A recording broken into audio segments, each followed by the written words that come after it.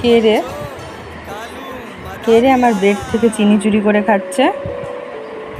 কে এটা? দেখি দেখি দেখি, এটা কে? দেখি মুখটা।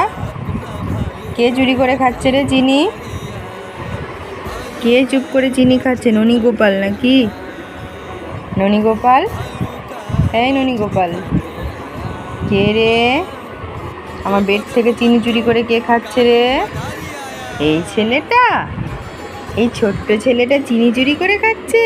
ই মা, দেখি দেখি মুখটা দেখি, এই ননী গোপালের মুখটা দেখি একটু, দেখি না দেখি।